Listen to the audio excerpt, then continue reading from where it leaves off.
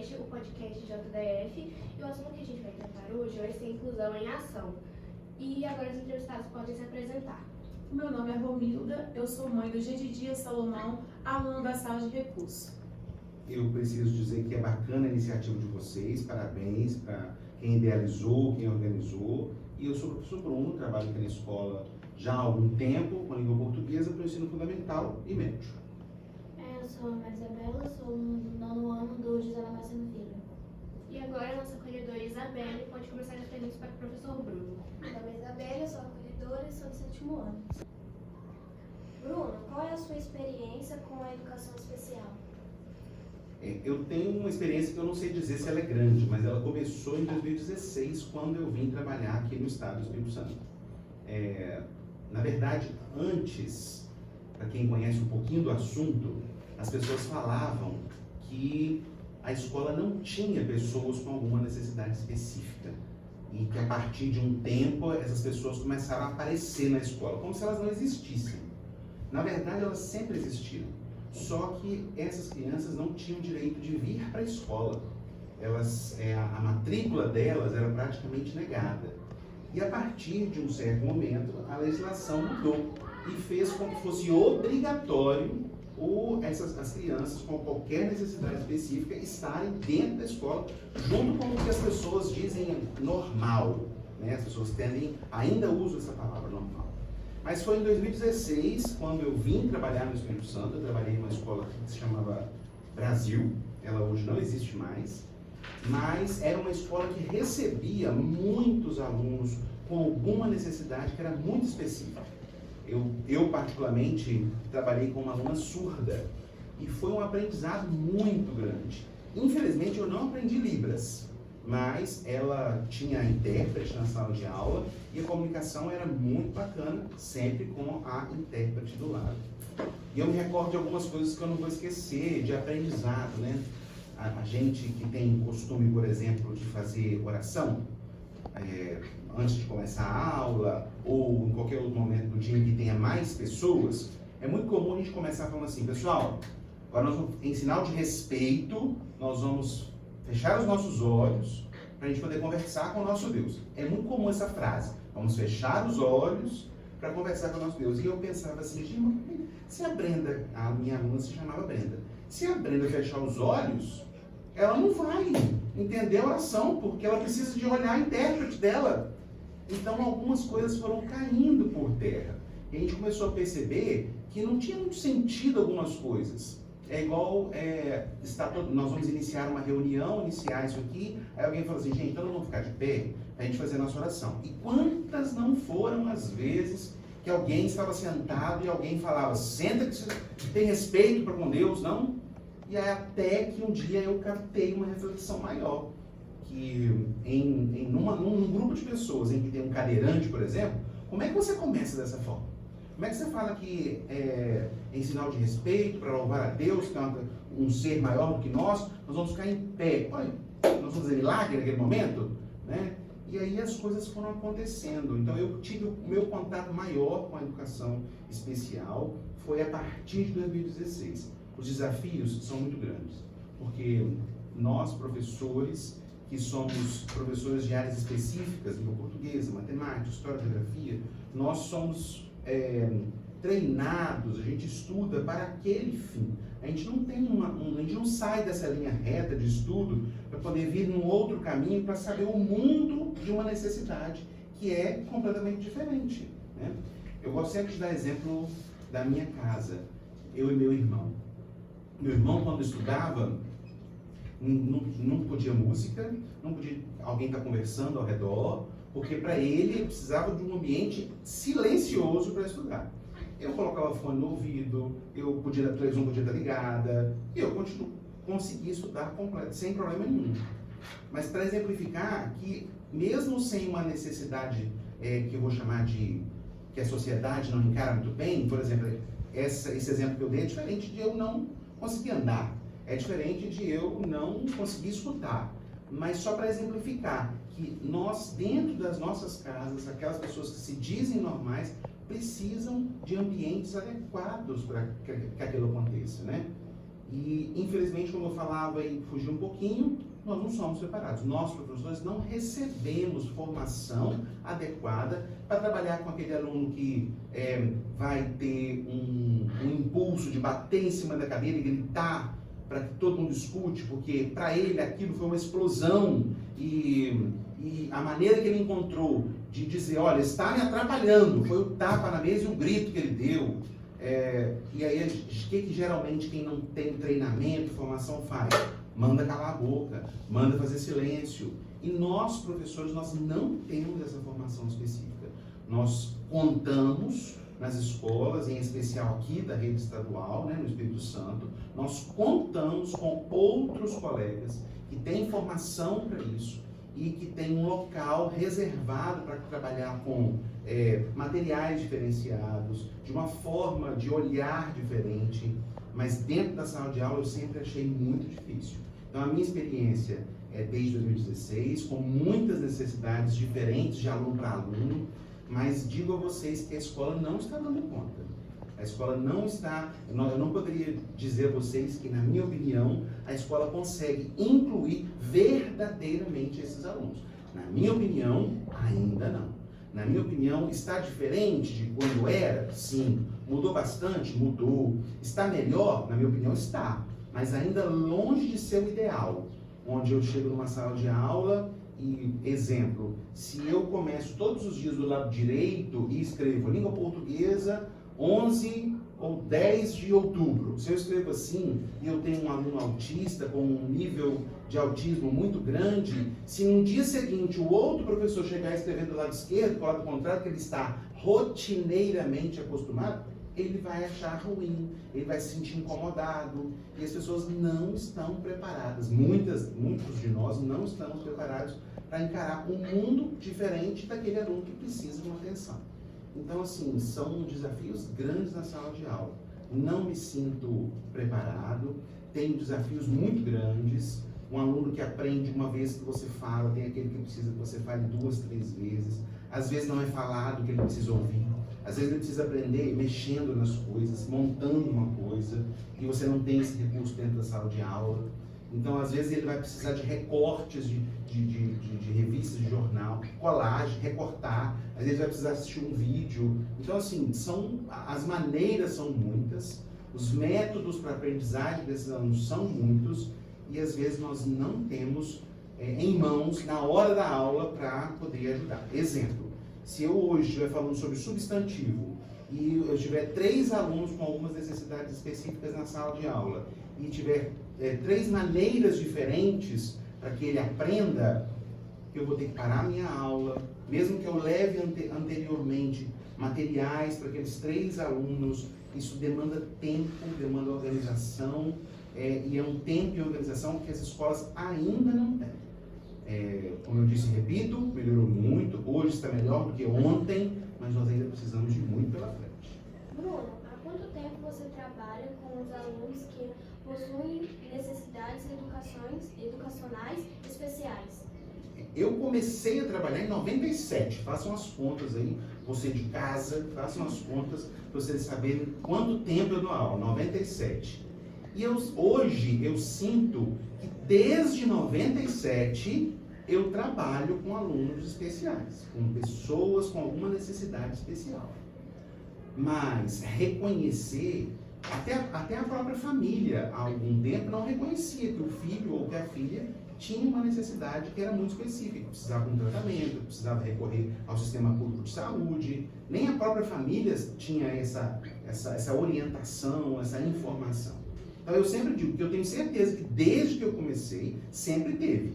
Mas à tona, para todo mundo saber, para que a escola inteira saiba, na turma do primeiro ano, se alguém perguntar, apontar, na turma do primeiro ano, tem alguém cadeirante? A escola inteira sabe. Sim, tem. Há algum tempo as pessoas nem sabiam. Se tinha alguma coisa, não sabia. Então, respondendo a sua pergunta, eu acho que desde sempre. Mas visivelmente, claramente, foi como eu disse a você, quando eu vim para cá em 2016. Então tem o quê? 16 para 2024? 6, 7 anos por aí. Mais ou menos isso. por ano, como você adapta suas aulas para incluir alunos com NEE?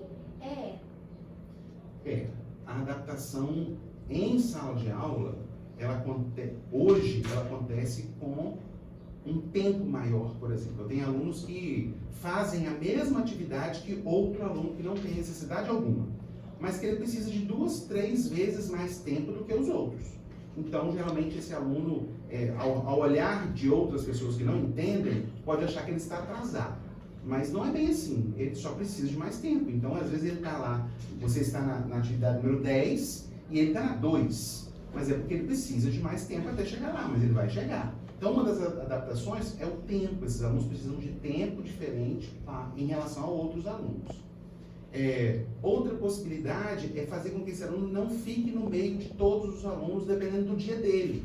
Dependendo do dia e também da necessidade, ele vai ter muito mais êxito se ele sair, se ele ficar sentado, por exemplo, na sala de recursos, com acompanhamento num ambiente que não tem barulho. A sala de aula, as pessoas acham que a sala de aula precisa ser extremamente silenciosa, mas a sala de aula, só porque o professor está falando, já não tem mais silêncio. E para alguns alunos com algumas necessidades, uma pessoa falando numa voz alta, ou numa voz média, ou o tom da voz pode ser para aquela pessoa algo irritante. Então, assim, proporcionar o tempo maior e proporcionar o ambiente adequado são maneiras. Muitos alunos chegam perto de mim, às vezes os outros alunos nem percebem, porque eles chegam perto da minha mesa, falam comigo, eu respondo e eles saem. Quando isso acontece, em quase todas as vezes, ele está falando: professor, eu posso fazer atividade na sala de recursos? A resposta é: claro, fica à vontade, pega seu material e vai lá. Por quê? Porque o ambiente é com menos alunos, mais silêncio, tem a computador, a internet se ele precisar. Outras adaptações. Às vezes eu peço aos alunos para fazer registro de conteúdo. Vocês precisam registrar essa matéria no caderno. Para esses alunos, não adianta a gente pedir para fazer esse registro. Esses alunos precisam, por exemplo, que a cópia seja feita, cola e ele só responde, por exemplo. Ele não tem a capacidade, ele tem muita capacidade para outras situações. Exemplo, a capacidade de entendimento. Ele vai ler o texto, vai entender e vai dar a resposta. Mas se ele precisar fazer registro, talvez ele não consegue, porque talvez ele ainda está desenvolvendo a letra bastão. Lembra da letra bastão? Todas maiúsculas? Às vezes ele ainda está naquele desenvolvimento, ele vai ficar mais atrasado. Aos olhos dos outros que estão ao redor, ele vai ficar atrasado. Nós sabemos que aquele que entende um pouquinho sabe que ele está no momento dele, mas o que o outro vê é como um atraso. Então é outro tipo de adaptação. Outra adaptação, em provas, por exemplo, muitos dos meus alunos, quando fazem prova, eles podem fazer provas orais, porque muitos alunos, a dificuldade ou a necessidade de maior trabalho é na escrita, mas conversa muito bem. E o contrário, tem aquele que não fala, Então esse vai escrever ou então fazer de uma outra maneira. Tem alunos que não conseguem trabalhar em dupla, então ele vai trabalhar sozinho, é uma maneira de você adaptar também. Tem muita maneira de adaptar. Mas esses exemplos que eu dei, a gente, como professor, consegue fazer em sala de aula. Outras adaptações, nós não conseguimos. Por exemplo, se eu tivesse um aluno cego, eu não tenho na escola sistema de braille, não tenho. Se tem, eu desconheço, eu nunca vi. Então, eu até faço uma correção, porque se tem, nunca me foi apresentado esse material em braille. Talvez seja porque não tem, não sei. Vou dar outro exemplo. Alunos cadeirantes na escola. Tentem imaginar, vocês que estudam aqui, mesmo você que não estuda, mas que conhece a escola.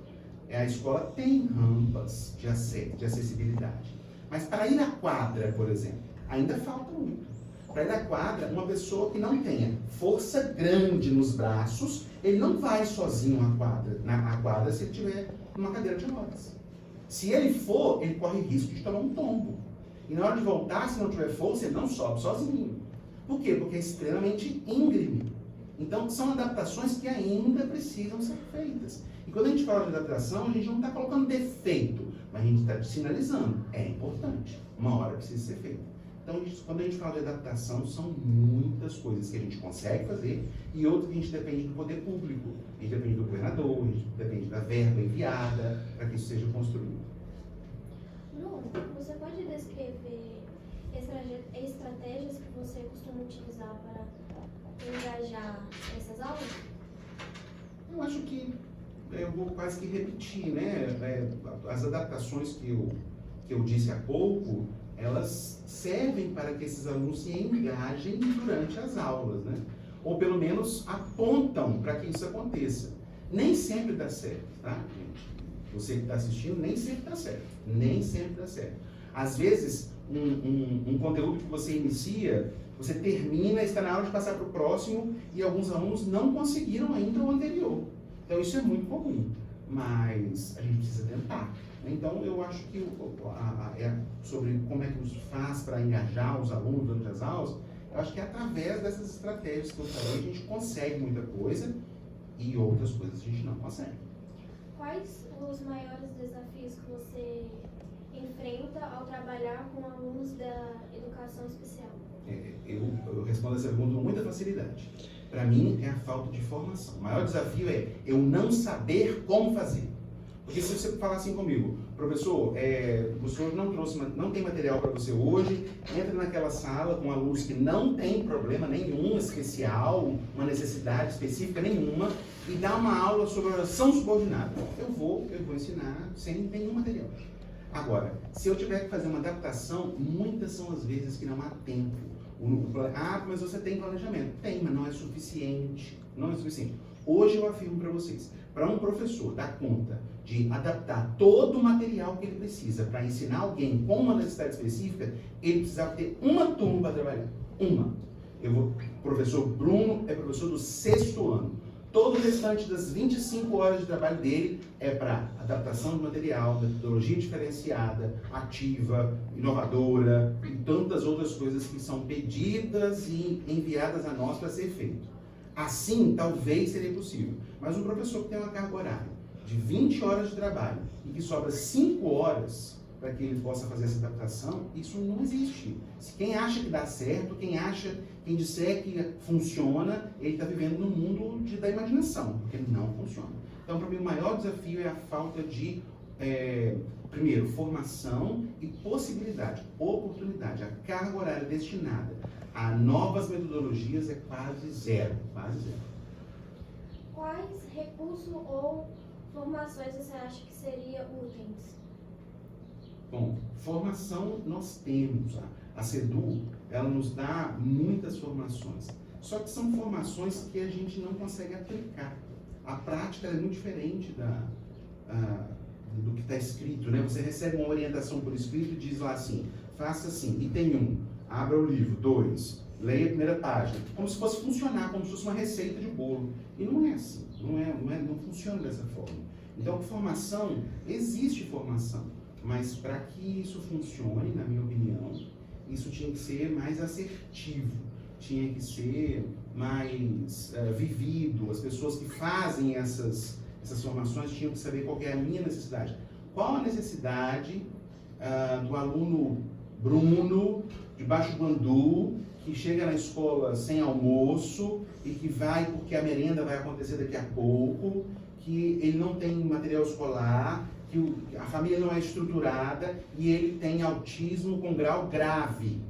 Então, aí nós recebemos esse aluno e nós não sabemos de todo esse contexto. E quer aplicar algo que vem prontinho, não funciona. Teria que haver um estudo desde a família desse aluno, para entender quem é esse sujeito com necessidades muito específicas, para que eu possa tentar fazer com que ele aprenda. Porque simplesmente chega e aplica uma técnica que está escrita, e se não funcionar? E se não for daquele jeito? E se eu estiver fazendo errado e ninguém está vendo? Então, para mim, essas são as maiores dificuldades. Como você percebe a evolução dos seus alunos com NEE ao longo do tempo? Muitos têm eles têm avaliação em alguns períodos, né? Todos vocês são avaliados trimestralmente. Os alunos com alguma necessidade específica também são. Só que é uma avaliação diferente da que vocês participam, né? Se, por exemplo, se você precisa fazer uma avaliação de tempo, eu exemplifiquei algum momento atrás sobre o tempo que eu dou para alguns alunos a mais para desenvolver uma atividade. Se hoje ele gasta 20 minutos para responder uma questão e daqui a 2 meses ele gasta só 10 minutos para fazer a mesma questão, uma questão parecida, eu já posso avaliar que houve uma evolução. Só que para quem não conhece, vai achar que isso não é uma evolução, ou vai achar que isso não é algo a se aplaudir, a se parabenizar. O tempo para essa pessoa é muito importante. Então, a maneira de avaliar, ela é distinta, cada um vai ser de uma maneira. E são pequenos, para a maioria das pessoas, são crescimentos muito pequenos, como, por exemplo, eu tenho um aluno, esse ano, eu não tenho esse aluno, ele estuda aqui na escola, ele tem autismo, mas ele não é meu aluno neste ano. Mas foi meu aluno no 6º, no 7º, no 8º e no 9º ano, então ele me conhece, e eu também o conheço. Desde o início desse ano, que ele não é mais meu aluno, ele saiu da rotina de ter a mim como professor, eu passo, quando vou para outra turma, eu passo em frente à sala dele e falo: oi, fulano. Ele não me responde. Não me responde. Outro dia eu estava reparando isso. E oi, fulano e nada. Oi, fulano e fala o nome e nada. Semana passada ou retrasada, não vou me lembrar mais, eu fiz a mesma coisa e ele fez assim. Você sabe que a pessoa faz assim, meio com medo? Ah, ele viu ele fazendo assim, meio com vergonha? Para mim, se eu estivesse avaliando essa pessoa naquele momento, para mim foi uma evolução gigante, gigantesca. Então, essa avaliação ela é muito diferente para cada pessoa. E às vezes o que é muito pequenininho para aquela criança, para aquele adolescente, é muito grande. Para aquela família é muito grande. Pode dar exemplos das situações em que sentiu que o aluno procediu? Esses, por exemplo, né? O exemplo do tempo, o exemplo que eu acabei de falar, do cumprimento e não ter resposta nenhuma, e insistindo com o tempo ter esse cumprimento. Para mim foi um cumprimento, para mim ele me cumprimentou. Né? Então eu acho que são exemplos, como eu disse, que garantem isso. Ah, tá. Agora quem vai falar? Bom, agora que já acabamos com as perguntas do professor Bruno, a acolhedora Camila vai entrevistar a nossa aluna Maria Isabela.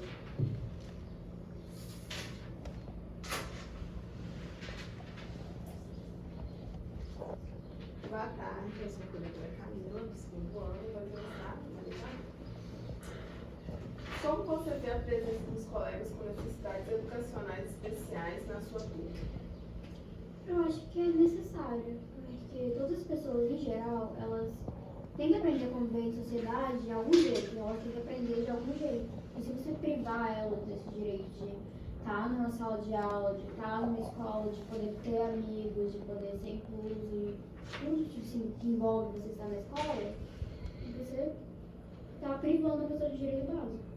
Você acha que é importante que todos estejam na mesma sala? Acho. E você interage com seus colegas que têm NR? Sim, sempre que posso, sempre que dá para ajudar, eu tento. Como é essa interação? Eu tento respeitar as necessidades, tipo assim, que eles têm. Se precisa de volume mais baixo, eu tento fazer um volume mais baixo, se precisa de a mesma coisa, eu tento não passar dos limites que pode incomodar. Se quiser falar comigo, eu vou falar normalmente. Assim, é uma pessoa, a gente é uma pessoa, então.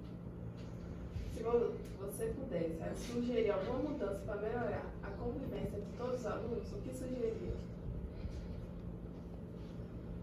Então, acho que mais discussões sobre esses tópicos, assim, sobre mais conscientização sobre diferentes tipos de necessidades especiais. Algo que poderia ser feito para facilitação à inclusão? Eu acho que alguma pessoa auxiliando essas pessoas assim, na sala mesmo, a poder realizar as coisas que elas precisam, assim, enquanto se integram com os outros alunos, estando lá, mas tendo um apoio.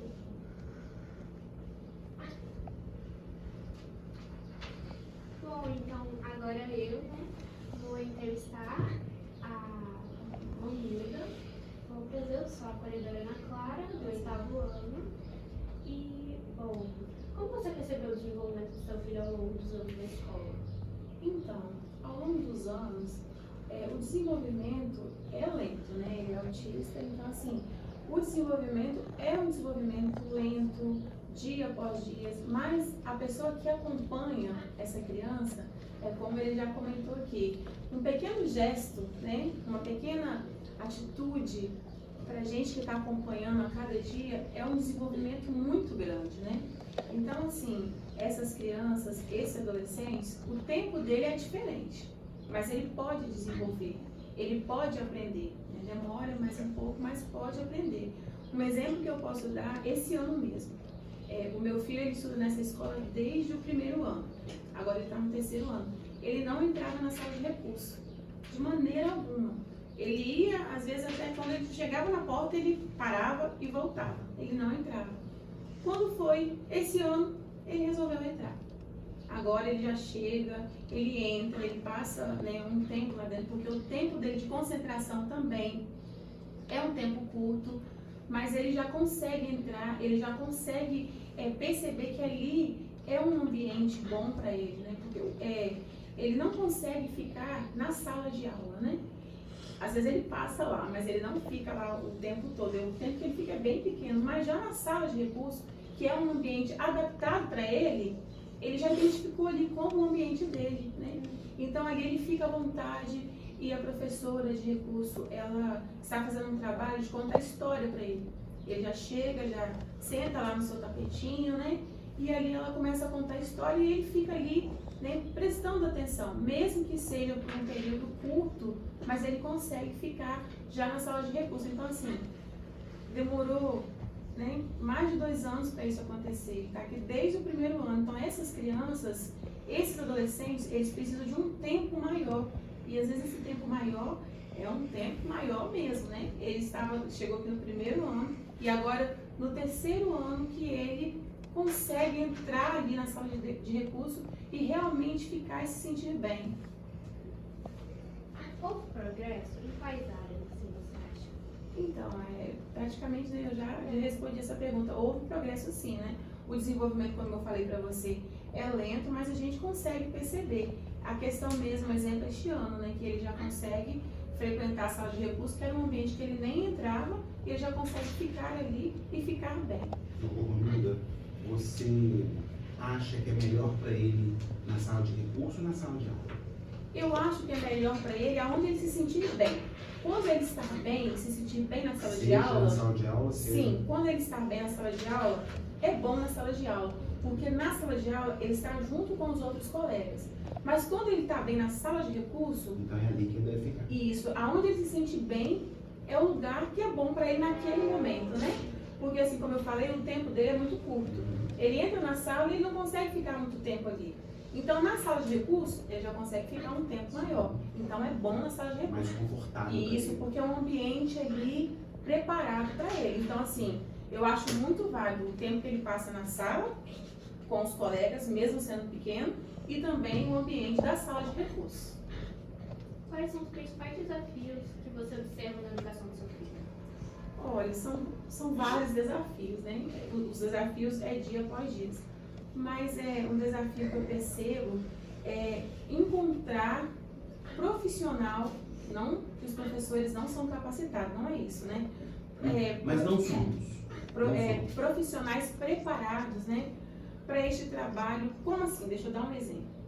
Quando ele chegou aqui no primeiro ano, foi muito difícil encontrar cuidador, né? Entrava um, ficava poucos dias e saía. Então, assim, não sei se era por falta de preparo ou porque realmente nem tinha um outro motivo, mas assim, no primeiro ano foi muito difícil encontrar um cuidador. Então ele foi perdendo muito tempo sem vir na escola. Ele já estava assim, vindo de uma outra escola que era adaptado lá. Então ele já tinha que criar um vínculo aqui, uma adaptação. Já não tinha isso. Né? Então já não tinha um cuidador, não tinha como ele vir. Então assim, demorou para poder encontrar. Então foi um desafio muito grande. Até que essa cuidadora agora, né, a Rayane, ela aceitou esse desafio, porque cuidar dessas crianças é um desafio, né? E não é fácil, é um grande desafio, né? E ela abraçou esse desafio, né? Ela foi cuidadora dele o ano passado, cuidadora esse ano e tá dando certo. Então é um desafio, né? O que você acha que poderia ser melhorado no contexto escolar? O que eu acho que poderia ser melhorado no contexto escolar é realmente essa questão, para que a inclusão, de fato, ela possa acontecer. Não que ela não aconteça, mas eu acho que os profissionais, né, eles deveriam estar como eu posso dizer, Capacitado? mais bem preparados. É, igual o professor já disse, que é oferecido curso de capacitação. Então, assim, eu acho que, eu sei que não é fácil, mas que tinha que ter uma forma para que essa inclusão, ela possa acontecer dia após dia, porque, igual ele falou, não é uma receita. Existem vários alunos e cada um com a necessidade diferente, né? Os outros alunos, já cada um é diferente do outro, nenhum é igual ao outro. E o que tem necessidade especial, ele precisa ainda de um cuidado maior, de um tempo maior. Então, eu acho que falta ainda um preparo maior. Não sei como seria um curso de capacitação, já tem? Tinha que ver uma forma, né? Um preparo para o profissional, para que de fato essa inclusão possa acontecer dia após dia, né? Você sente que é uma boa comunicação entre você e a escola? Sim, eu sinto que há uma boa comunicação entre a família e a escola. Eu não tenho, assim, tanta comunicação com os professores em si, né? Porque, assim, como eu falei, o tempo que ele fica na escola, na sala de aula, é um tempo pequeno. Então, ele fica mais, ele passa uma maior parte do tempo com a professora de recurso, né? E com a cuidadora. Que é com quem você tem mais contato. Que é com quem que eu tenho mais contato, entendeu? Então, assim, não é que os professores não atendem, não é isso. Porque ele não passa muito tempo com os professores. Ele passa tempo com a professora de recurso e com a cuidadora. É lógico, né, que um momento ou outro ele deve ter um contato com os professores também, né? Porque ele é aluno da sala, como eu falei, de vez em quando ele entra lá na sala. Mas então, com quem está com ele sempre, né, que é a cuidadora, que é a professora da sala de recursos, né, eu tenho sim esse contato. Ela faz essa ponte, né, sempre que precisa, né, ela tá ligando, tá mandando mensagem. Tem sim um bom contato. Como são os diálogos com os professores e a equipe pedagógica? É como eu acabei de falar, né? A gente tem um bom diálogo, só que eu tenho mais diálogo com, assim, a equipe pedagógica, mas diretamente é mais com a cuidadora e com a professora de sala de recursos. Mas os outros da equipe também, toda a equipe escolar, sempre que eu preciso, está pronto para me atender. Não só professores, a professora da sala de recursos, a cuidadora, como os outros. A gente percebe quando a gente vem buscar, eu percebo assim, é uma união, né? Tanto o guarda como as tias, né, que limpam, a tia da merenda, tem toda aquela interação ali, né, para poder estar ajudando. Como é a relação do seu filho com os colegas da classe? Olha, ele tem uma boa relação. Assim, como eu posso dizer? De vez em quando, um aluno novo, às vezes, porque o novo, o diferente, às vezes, é diferente. Então, quando aquelas estereotipias, às vezes um olha, né, e não tem costume com aquilo dali, fica assim meio receoso. É um preconceito. E fica meio, eu vou dizer meio receoso, porque talvez assim, não tem costume com aquela realidade, né? Mas assim, num todo, os alunos abraçaram ele, tratam ele muito bem, e mesmo aqueles que às vezes está chegando no primeiro ano, e que está conhecendo agora, e que olha, que às vezes fica, né, com aquele receio, quando vai passando o tempo, com a ajuda da cuidadora, porque ela faz essa ponte, olha, né, ele às vezes chega bem próximo assim, e olha bem, né, bem pertinho da pessoa, ele gosta bem de olhar no olho, né, então ela fala, não, ele só vai olhar, só vai encostar em você. Então, com o passar do tempo, os alunos vão percebendo que é assim mesmo, né, então tem um bom acolhimento dos alunos, sim, em relação a ele. E ele se sente incluído por parte da turma? Olha, ele não fala, né? Ele não é verbal, mas eu sinto que ele se sente incluído no ambiente escolar, vamos dizer assim, né? Não só por parte da turma. Porque ele, mesmo não falando, mesmo não ficando na escola, ele gosta de vir para a escola, sabe? Ele pega a roupa, pega a mochila, né? Ele gosta de estar no ambiente escolar. Final de semana, dia que não tem aula, ele sente falta. Então, assim, mesmo sem mostrar com palavras, ele demonstra com gesto que ele realmente gosta de estar aqui no ambiente escolar. O que você acredita que poderia ser feito para melhorar a experiência educacional do seu filho? Para melhorar a experiência educacional, Sim. eu acho que é isso que nós já comentamos aqui, né? Mais capacitação por parte do profissional, é isso. Tem sugestões para a escola, para as políticas de educação especial? Olha, eu acho que é bom também trabalhar bastante com a tecnologia, né? Por exemplo, o Salomão, ele gosta muito de vídeo, né? De história contada, ele gosta disso aí. Então, assim, a tecnologia também é um bom recurso. E isso que nós já falamos aqui também, um preparo maior por parte do profissional, né? E uma conscientização que eu acho que já é feito, né? No âmbito escolar, acho que já sempre é feito, né? Essa conscientização. E eu falo assim que a mãe, a família típica, ela vive um dia após o outro. Às vezes você faz assim, um plano, eu vou fazer isso, amanhã eu vou em tal lugar, vou fazer tal coisa. 1h. Não tem como. Às vezes dá pra você fazer e às vezes amanhã, naquele horário, os planos mudam. Não dá pra você fazer. Então, assim, você tem que viver um dia após o outro, né? E temos que saber, assim, que o nosso descanso, né? Eu falo que o nosso descanso é no Senhor. A gente tem que confiar, não perder a esperança e sempre acreditar que o nosso filho vai conseguir viver um dia após o outro, que o outro dia vai ser melhor e nunca desistir, não perder a esperança e não perder a fé, né? E viver sempre na certeza que o nosso descanso, ele vem do Senhor, né? A alegria do Senhor, nossa força, é Ele que nos fortalece. Agora a gente vai fazer umas perguntas para todos vocês. Então, como você acha que a inclusão pode ser melhorada na escola e na comunidade? Eu acho que a comunidade, eu não sei se a comunidade está tão preparada, se a escola está pouco preparada, eu não sei se a comunidade, como é que a comunidade está. Eu sempre acho que a vizinhança só tende a apontar o dedo, a dizer que o pai é culpado, que a mãe é culpada, que se a mãe estivesse fazendo tal coisa, porque se... Eu sempre acho que a comunidade também...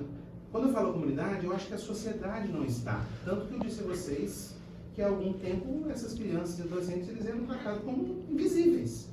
Eles eram tratados como invisíveis, como se aquilo fosse contagioso. Isso é péssimo. Algumas pessoas ainda se comportam assim. Chegam perto das pessoas achando que aquilo é uma normalidade e por isso se afasta. Não quer conhecer, não quer perguntar, não quer colaborar, não quer dizer de que forma eu posso ajudar. Então eu sempre acho que é um desafio grande. Eu acho que em relação à comunidade, é um trabalho de conscientização, assim, mais a longo prazo, sabe? Mesma coisa, eu acho que falta uma conscientização maior, mais programas do governo, programas da cidade, as pessoas se juntando para poder, sabe, ajudar mais. Acho que falta isso. Realmente está um diálogo melhor. Se vocês pensarem... Entre esse tipo de pessoa e a sociedade por inteiro. É porque hoje em dia, já se fala, igual 17 anos atrás, não se sabia o que é autismo. Então, quando eu descobri que meu filho era autista, que o médico falou, eu fui pesquisar. Eu não sabia o que era autismo naquela época, né? Ele tem 17, né? Mas há uns 15 anos atrás. Hoje em dia, né, já tem, a mídia já mostra muito campanhas, mas às vezes mostra assim, um lado do autismo, né? A mídia às vezes mostra um lado. Mas às vezes não mostra um autista em crise, né?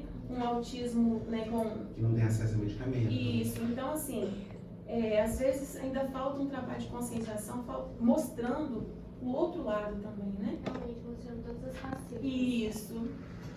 Que a família passa, como que é. Sugestões para um ambiente mais acolhedor e inclusivo. Na sociedade, Inteiro, assim.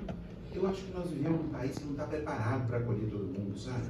Você vai ao banco com uma pessoa cadeirante, você não encontra, não tem acesso. Quando tem acesso, o paralelepípedo incomoda. Quando tem a rampa de acesso, não tem um local da casa dessa pessoa até o ponto de ônibus. Quando chega no ponto de ônibus, o ônibus não tem uma plataforma elevatória para essa pessoa subir. É muito difícil. como eu disse também, a gente vê algumas coisas acontecendo. Por exemplo, calçadas, você já deve ter visto calçadas que tem um dos bloquinhos tem umas bolinhas, que é para a pessoa que usa muleta poder entender o percurso, né?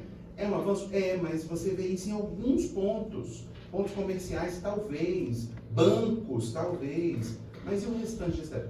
E na parte da periferia, na cidade? Como é que é? Como é que funciona? Será que essa pessoa tem que ser carregada, se ele for, por exemplo, cadeirante? Será que ele sobe, que ele desce, ele vai em todos os lugares? A sociedade ela não está, na minha opinião, preparada, não. Você vai pontuar. Esse está, aquele está, aquela família está, aquela comunidade está, mas todos, infelizmente. E aí entra o poder público, né? Com as políticas públicas, com as verbas destinadas e chegando ao local, verdadeiramente ao local correto. Então, eu também acho que a sociedade não está preparada, mas eu sempre costumo falar assim, que a gente tem que trabalhar com aquilo que a gente tem. Então, tem coisa que não está na nossa mão, eu sei, né?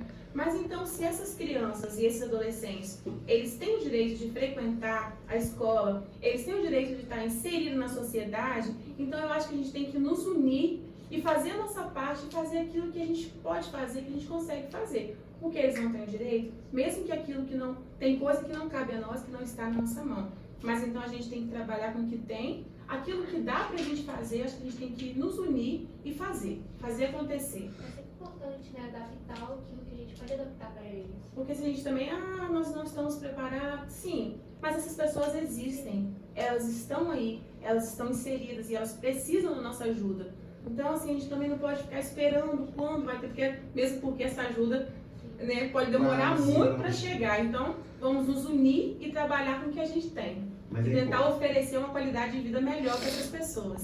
E eu acho importante dizer que para que isso aconteça, o poder público precisa agir. Não adianta a comunidade inteira se unir. Mas quem é que vai construir a rampa? Quem é que vai encontrar um medicamento que o SUS, por exemplo, não tem? Quem vai pagar? Então, assim, a sociedade ela é importante sim, mas o poder público precisa fazer a parte dele. E em muitos lugares não faz. É como eu disse, tem coisa que não está nas nossas mãos, mas aquilo que está, vamos fazer. Quais são os pontos que eles apresentaram, por exemplo? A gente aprende outras línguas para poder falar com outras pessoas. E Libras faz parte da nossa língua portuguesa. Então, por que a gente não tem mais formas, mais incentivos, mais coisas para a gente aprender uma coisa tão importante? Então, realmente, né, algo que, tipo assim, poderia ser mostrado pra ele, poderia ser incentivada. Sim, eu já estudei em uma escola que teve, tipo assim, era muito importante pra mim. Então, pra mim, isso é uma das coisas que a gente devia ter. É que a gente também teve uma conscientização um dia. Porque seria uma maneira de você comunicar com esses alunos, né? Não excluir eles da sociedade. Qual é a sua visão sobre o futuro da educação especial? Eu acho que tende a melhorar, eu espero que melhore, eu espero que todas essas dificuldades e desafios sejam oportunos aos profissionais, não só da educação, mas da saúde, né? A Isabelle falou sobre Libras. Imagina um surdo chegar num pronto-socorro com uma dor, com alguma necessidade, e o médico não fala Libras, e ele não tem alguém que interprete. Né? É um exemplo de um lado muito específico, mas nós temos quantas possibilidades de exemplo e que ainda não está legal. Então eu penso que é importante a gente pensar e acreditar que tende a melhorar. Eu sou otimista, mas eu também, além do otimismo, existe a realidade. A realidade, ela às vezes nos assusta, mas eu quero acreditar que vai ser uma evolução, que daqui a 10 anos nós vamos ser pessoas muito mais preparadas para conviver com o diferente. Eu sempre quero pensar dessa forma. Eu penso que ela precisa melhorar, eu espero que melhore, que possa ser mais inclusiva. Mesma coisa que ela disse, eu espero que melhore, eu torço para que melhore, se eu puder fazer alguma coisa para ajudar, eu quero tentar, porque só, assim, não vai acontecer sozinho. A gente precisa do governo, a gente precisa do município, a gente precisa dos cidadãos. O que você espera ver nos próximos anos? Eu, sinceramente, eu levanto a bandeira de que o poder público precisa incentivar a construção de escolas com aparelhagem correta, com acessibilidade, porque isso eu não faço, isso vocês não fazem, sabe? Eu acho que no futuro eu queria muito que os investimentos, o dinheiro público fosse investido para que essas crianças, adolescentes, idosos, seja a pessoa que for, pudesse pensar assim, hoje eu preciso de tal coisa e essa coisa existisse. Eu vou ali, é no endereço tal, e eu consigo fazer, eu vou ter o que eu preciso. Eu gostaria muito que isso acontecesse, sabe? Eu espero que essas pessoas tenham uma condição melhor de vida e que essa inclusão de fato aconteça. Realmente, a mesma coisa. Eu espero que não fique só na promessa, não fique só na esperança, na expectativa, que isso realmente aconteça, que as coisas realmente melhorem, que a inclusão ocorra, a equidade ocorra. Então, é isso. Bom, então nisso a gente terminou a nossa entrevista. A gente agradece muito a participação de vocês e a presença.